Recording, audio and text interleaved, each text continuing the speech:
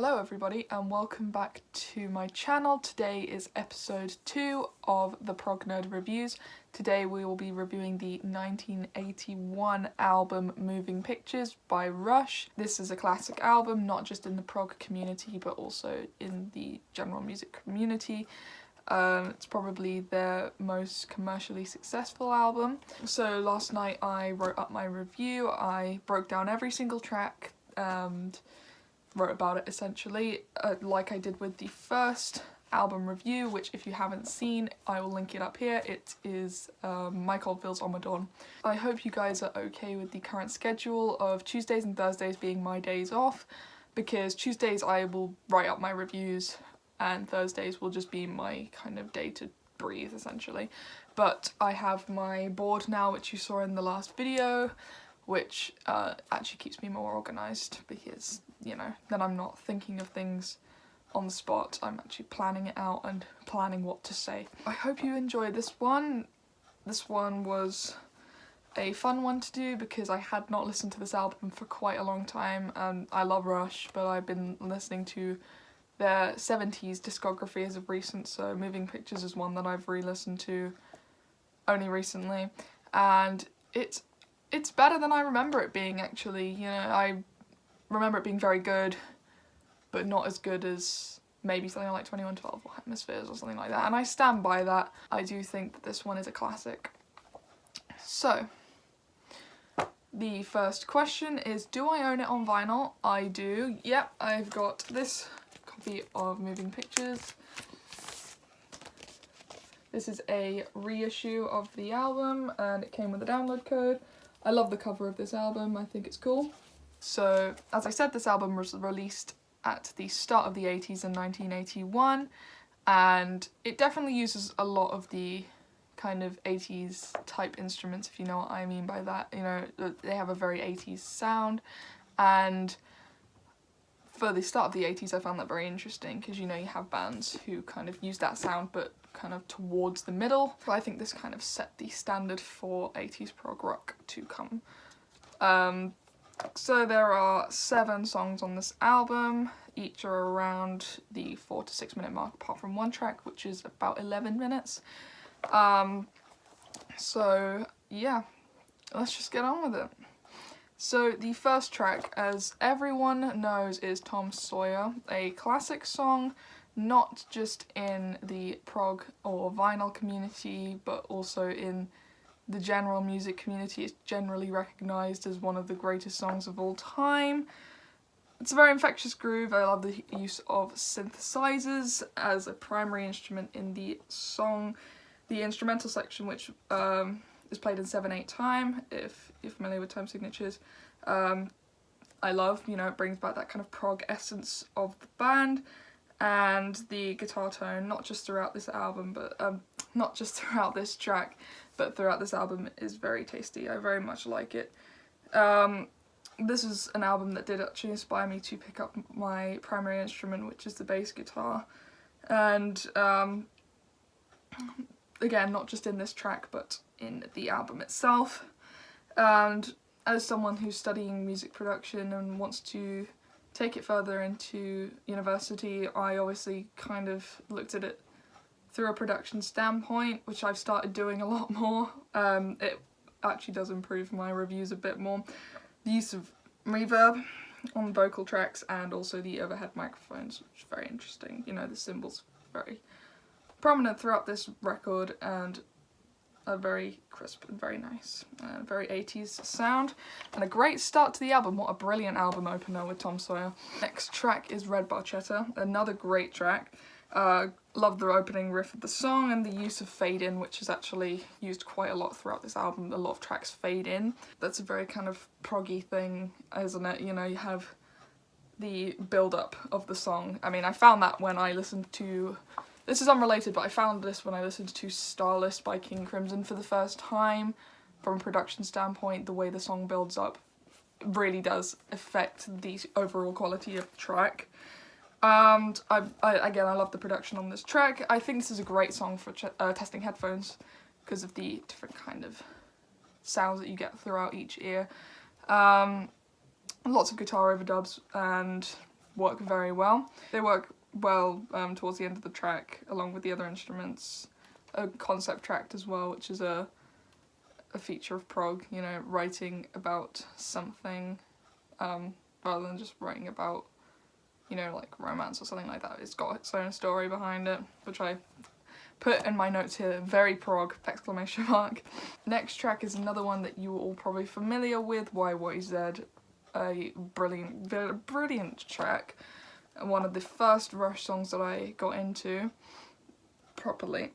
It will always be a favourite, that intro of the song. It's played in 10/8 time, and one of my favourite pieces of guitar work, probably of all time. The way that the intro kind of pushes itself into the main body of the song works very well, and I think that's been very well done by the group.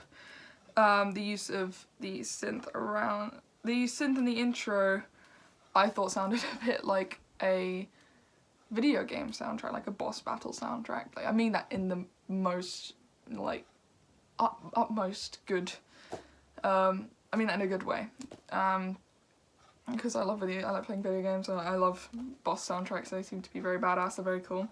Around the kind of minute-and-a-half mark, there's the bass line and the guitar line, if you can call it that. They split off in their own separate ways, but they work at the same time, which is, I love that when the bass guitar can take its own, like, way through the song rather than having to follow what the guitar's doing. It's something that I'm trying to learn how to do, is create my own bass lines rather than root notes. Obviously that's going to be a big inspiration of mine, you know, being able to write my own bass lines and not necessarily follow what the guitar is doing. Love the bass tone throughout this song as well. You know, as a bass player I like a good thick bass tone, and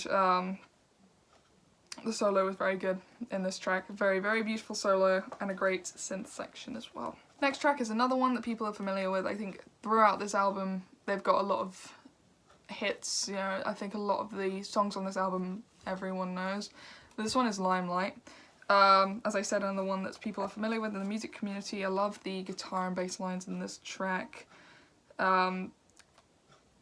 Throughout this band's career, they've been able to carry on that same sound and not kind of have to change it in any sort of way, because they've kind of had that, you know, it's a Rush song by the guitar tone, and I think that the fact that they didn't really have to change that into the 80s is excellent. I love that, you know. Some bands had to change their sound completely. A good example is Genesis, you know, they went from this kind of beautiful prog band to an 80s pop band, which is something that I'm not necessarily a fan of, but it's people's taste, I guess. I love the solo in this track, actually. The use of the whammy bar is very good. I like a song with a good whammy bar in it, and it makes a great effect on the song. The lyrical background is also great, you know. I think Neil Peart's a great songwriter in the lyrical sense, as well as being one of the greatest drummers of all time. The Camera Eye, which is the longest track on the album, and I like the sound effects at the beginning and the synth, very atmospheric synth that's very clearly electronic music influenced, if that makes any sense. It's definitely influenced by electronic music in some sort of way. I like the use of fade in with the drums as well. I love songs that change tempos as well, so you'll have something that starts off slowly, then builds up, and then maybe changes again and changes again. I don't like it if it's too much, but I do like it in this sense that it works. You know, you have something that's building up very slowly, and all of a sudden, bang, tempo change, and I love that. Yeah, I think that's a very cool thing to do, and when it's done right, it sounds very, very good. I love the articulation and texture of Geddy Lee's vocals throughout this whole album. Isn't quite the same as previous Rush records, you know. I found that in this album there was a lot more reverb used on his vocals, and that doesn't necessarily mean it's a bad thing. It's very 80s, but it's very different, but I do like it quite a lot. Great solo as well. Amazing solo. I think that, personally, I think Alex Lifeson's quite an underrated guitarist, because he's in a band, you know, with the greatest bass guitarist one of the greatest bass guitarists of all time, and the greatest drummer of all time, you know, often overshadowed by those two. Which is a bit sad, really, because I think he's an amazing guitarist. So next is Witch Hunt, which is probably my personal favourite from this album. The use of the instruments at the beginning is very haunting, but in the good sense, and I like the drum intro as well to this track. And the use of lower frequencies on all instruments makes for a very kind of eerie start to a track. Again, the use of reverb on the drums is very, very good, and when the synths and bass come in at around the 2.5 minute mark, works very well for me, because I would love to learn how to kind of operate synth and incorporate synth into my own work. Hopefully it wouldn't be too cheesy, and I think that the use of synths throughout this album is tasteful. You know, it's not cheesy in any sort of way, and I don't really like too cheesy synths, you know, it just kind of ruins it sometimes, but this is done very well.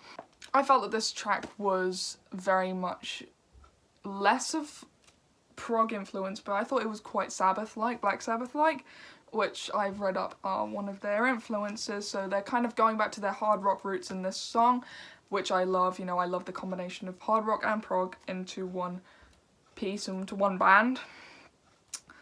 And the use of delay on the vocal track as well, which is very good. I like a good bit of delay on vocal tracks.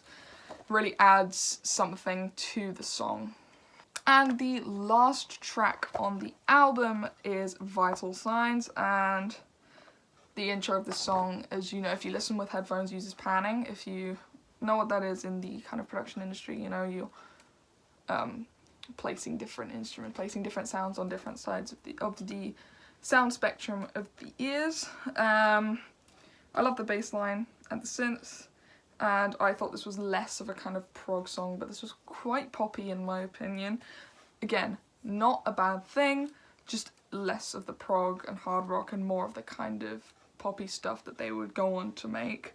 There are definitely some new wave influences in this track as well, and it's a very good album closer and does set the standard for what the next album would eventually become, which I believe was Signals.